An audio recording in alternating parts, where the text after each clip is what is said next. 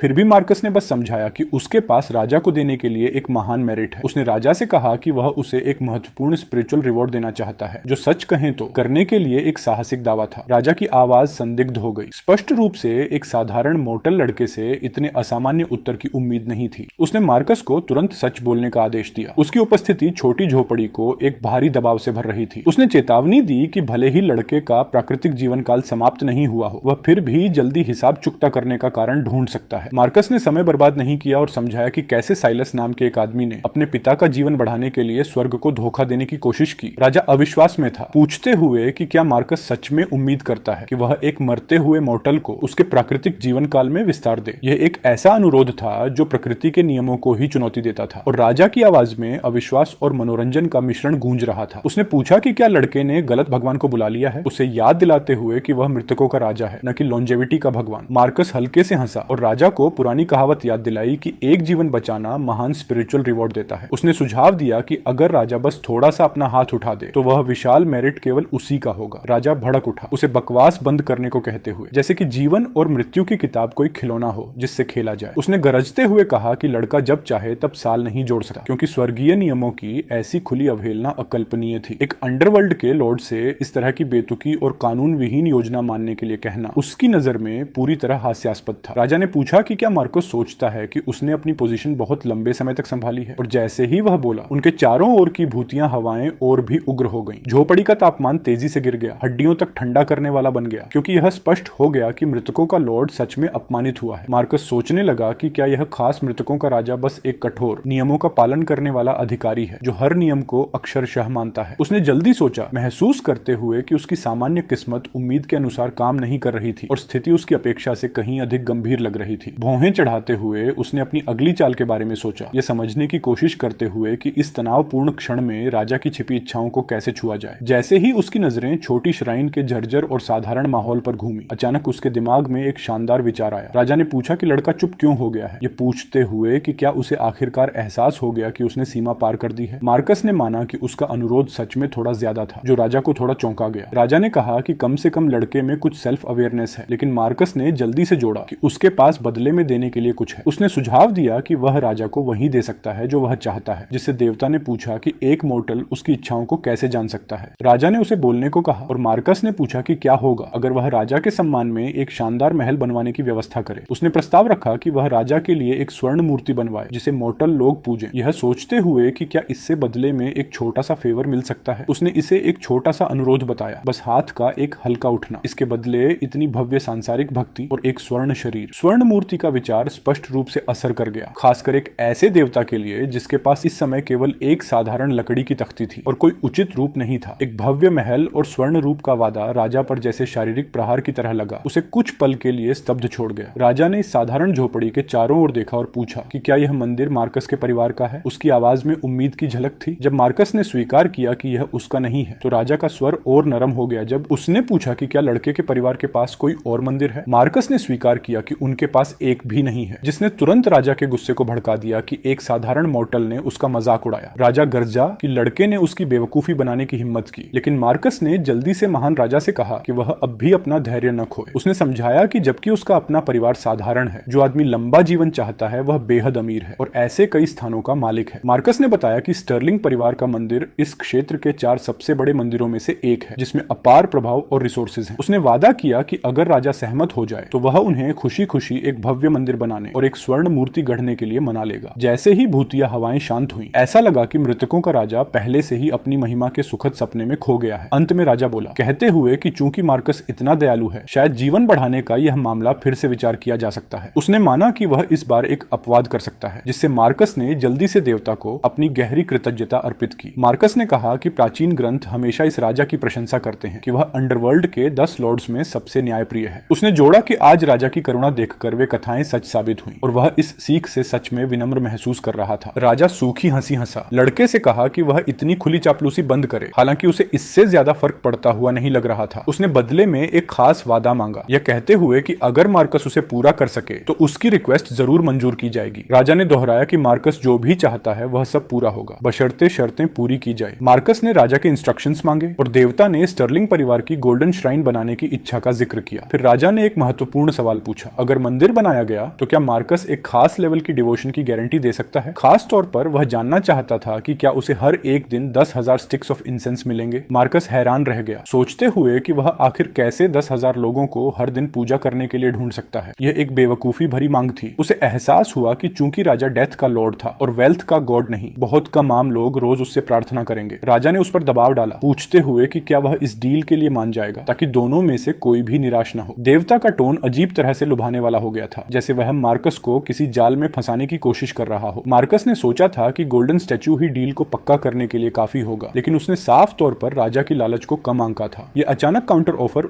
उसे पूरी तरह से चौंका गया। उसे इस मुश्किल से निकलने का रास्ता ढूंढने के लिए मजबूर कर दिया। उसने राजा से स्वीकार किया कि रोज 10,000 स्टिक्स ऑफ इंसेंस देना एक मुश्किल काम था, यहाँ तक कि स्टर्लिंग्स जैसे अमीर परिवार के लिए भी। मार्कस ने कहा कि भले ही राजा अपने न्याय और बुराई से नफरत के लिए जाना जाता था, ज्यादातर आम लोग अंडरवर्ल्ड से बहुत ज्यादा डरते और अनजान थे। उसने समझाया कि आम लोगों को हर दिन डेथ को समर्पित मंदिर में आने के लिए मनाना बेहद मुश्किल होगा। जैसे ही वह बोल रहा था, अचानक एक एहसास उसे लगा। उसे शक होने लगा कि राजा को इतना इंसेंस सिर्फ अपने निजी आनंद के लिए नहीं चाहिए। यह ज्यादा संभव लग रहा था कि राजा कुछ बड़ा प्लान कर रहा था, शायद डिवाइन ऑफरिंग्स के मॉर्टल मार्केट में घुसने की कोशिश। वह शायद सभी अंडरवर्ल्ड देवताओं के लिए एक फुटहोल्ड बनाने की कोशिश कर रहा था, उनकी इन्फ्लुएंस और टेरिटरी को जीवित दुनिया में फैलाने के लिए। अगर यह योजना सच में सफल हो जाती तो यह एक बहुत बड़ा कदम होता जो तीनों रील्म्स को हिला देता। जब उसका 3000 साल का टर्म खत्म होता तो राजा सिर्फ एक लोकल लॉर्ड नहीं रहता, बल्कि उसके पास इतनी ताकत होती कि वह आफ्टर लाइफ के सबसे बड़े एम्परर्स को टक्कर दे सके। ऐसी ताकत के साथ राजा किसी भी सिंहासन का दावा कर सकता था जो वह चाहता। इसलिए उसने मार्कस से इस मामले पर उसके असली विचार पूछे। राजा उसके प्रपोजल का इंतजार करता रहा और मार्कस ने सावधानी से शुरुआत में रोज के ऑफरिंग्स की बहुत कम संख्या सुझाई। राजा लड़के की इस हिम्मत पर गुस्से से भर गया, यह बताते हुए कि उसने 10,000 स्टिक्स ऑफ इंसेंस मांगे थे और मार्कस ने लगभग कुछ भी नहीं दिया। उसने तिरस्कार से कहा कि अगर ऑफरिंग्स इतने कम होंगे तो गोल्डन स्टैचू का क्या फायदा, यह डरते हुए कि बाकी डेथ के लॉर्ड्स उसका मजाक उड़ाएंगे। गुस्से में राजा ने मार्कस का पूरा नाम मांगा, यह कहते हुए कि वह उसके एंसेस्टर्स को अंडरवर्ल्ड में ढूंढना चाहता है और उनसे बात करना चाहता है। मार्कस थोड़ा घबरा गया, सोचते हुए कि राजा को इसमें उसके एंसेस्टर्स को क्यों घसीटना पड़ा, लेकिन उसने जल्दी से बात को वापस फॉर्मल रिक्वेस्ट की तरफ मोड़ने की कोशिश की। उसने स्वीकार किया कि वह तुरंत हजारों पिलग्रिम्स को मंदिर में नहीं ला सकता, लेकिन उसके पास राजा के लिए मेरिट और डिवोशन कमाने का एक और तरीका था। उसने एक ऑल्टरनेटिव मेथड प्रस्तावित किया जिससे राजा पूजा के फल का आनंद ले सके और मॉडर्न तरीकों से जीवित लोगों के बीच अपनी रेपुटेशन बना सके। मार्कस ने कहा कि वह राजा की स्पिरिट को अपने घर में रोज की पूजा के लिए ला सकता है, वादा करते हुए कि वह अपनी इन्फ्लुएंस का इस्तेमाल करेगा ताकि ज्यादा लोग देवता की असली नेचर को समझ सकें। उसका मानना था कि जब लोग सच में अंडरवर्ल्ड को समझेंगे तो वे खुद ही डिवोशन देंगे और यह बात एक व्यक्ति से दूसरे तक फैल जाएगी। उसने तर्क दिया कि जैसे ही बात फैलती जाएगी 10,000 स्टिक्स ऑफ इंसेंस तक पहुंचना तय है। यह सबसे अच्छा समाधान था जो वह अब भी दे सकता था। एक लंबी खामोशी बड़े हॉल पर छा गई और हम देखते हैं कि भूतिया हवाएं और रोती बोलती हुई स्पिरिट्स की आवाजें धीरे धीरे खत्म होकर एक भारी सन्नाटे में बदल जाती हैं। कुछ देर बाद राजा की आवाज अंधेरे में धीरे से गूंजी, पूछते हुए कि क्या लड़का सच में इतने साहसी प्लान को पूरा करने का इरादा रखता है। राजा ने इस विचार पर सोचा कि उसे एक मर्टल घर में पूजा के लिए बुलाया जाएगा, इसे सच में साहसी और अप्रत्याशित पाते हुए। उसने मार्कस से पूछा कि क्या उसे डर नहीं लगता कि एक अंडरवर्ल्ड के लॉर्ड को घर लाने से सिर्फ बदकिस्मती और अंधेरा ही आएगा। मार्कस ने जल्दी से उसे आश्वस्त किया, ये तर्क देते हुए कि चूंकि राजा बदकिस्मती का गॉड नहीं था, इसलिए किसी भी बुरे संकेत से डरने का कोई कारण नहीं था। उसने दावा किया कि राजा के ऊंचे स्टेटस के लिए उसकी प्रशंसा बहती हुई नदी की तरह अंतहीन थी, और अगर राजा उसकी साधारण स्थिति से परहेज नहीं करता तो वह राजा को अपना गोद लिया हुआ पिता मानने के लिए भी तैयार था, अपने पिछले स्पिरिट्स के साथ डीलिंग से साहस पाते हुए। चूंकि वह पहले ही एक शक्तिशाली देवता के साथ शपथबद्ध भाई बन चुका था, उसने सोचा कि राजा का गोद लिया हुआ बेटा बनना इतना भी असंभव नहीं था। उसे एहसास हुआ कि राजा मानता है या नहीं यह उसी पर निर्भर था, और मार्कस के पास इतना साहसी अनुरोध करने में खोने के लिए कुछ भी नहीं था। बिजनेस में थोड़ा सा साहस बहुत दूर तक जाता है। हालांकि राजा ने साफ तौर पर उम्मीद नहीं की थी कि बातचीत इस मोड़ पर जाएगी। डेथ का लॉर्ड स्तब्ध खामोशी में बैठा रहा, यह समझते हुए कि यह नश्वर लड़का सच में खुद को शाही परिवार में शामिल करने की कोशिश कर रहा था। राजा हंसा, मार्कस को एक फिसलन भरी छोटी लोमड़ी कहते हुए, जो अपने ही भले के लिए शब्दों के साथ बहुत ज्यादा चालाक था। उसने ध्यान दिया कि मार्कस अब सिर्फ जीवन और मृत्यु की बुक पर नजर नहीं रख रहा था, बल्कि अब खुद राजा के साथ एक निजी संबंध बनाने की कोशिश कर रहा था। मार्कस ने जोर देकर कहा कि उसका हर शब्द उसके दिल की गहराई से बोला गया था। हालांकि राजा ने संदेह भरी आवाज के साथ प्रतिक्रिया दी। राजा ने फिलहाल गोद लेने के मामले को एक तरफ रखने का फैसला किया, मार्कस से कहते हुए कि अगर वह सच में ऐसा टाइटल चाहता है तो उसे असली परिणाम लाने होंगे और अपनी काबिलियत साबित करनी होगी, सिर्फ अपनी मीठी बातों पर भरोसा करने के बजाय। लड़के की स्पष्ट डिवोशन को देखते हुए राजा नरम पड़ा और उससे कहा कि वह जल्दी से उस व्यक्ति का नाम बताए जिसे वह बचाना चाहता है। उसने वादा किया कि वह पहले रिकॉर्ड्स चेक करेगा और फिर कोई अंतिम निर्णय लेगा, जो मार्कस के लिए एक अस्थायी हाँ जैसा लगा। और इस तरह ऐसा लगा कि डील तय हो गई और असंभव रिक्वेस्ट सच में मंजूर कर ली गई। बिजनेस खत्म होने के साथ राजा ने अपने स्पेक्ट्रल गार्ड्स को हॉल से हटने का संकेत दिया। भूतिया अधिकारियों ने गहराई से झुककर प्रणाम किया। जैसे ही अंडरवर्ल्ड का दबाव भरा माहौल धीरे धीरे हटने लगा, जैसे ही एएपी इस अंधेरे रेल्म से बाहर निकले, कृपया याद रखें, लाइक एंड सब्सक्राइब करना कंपलसरी है।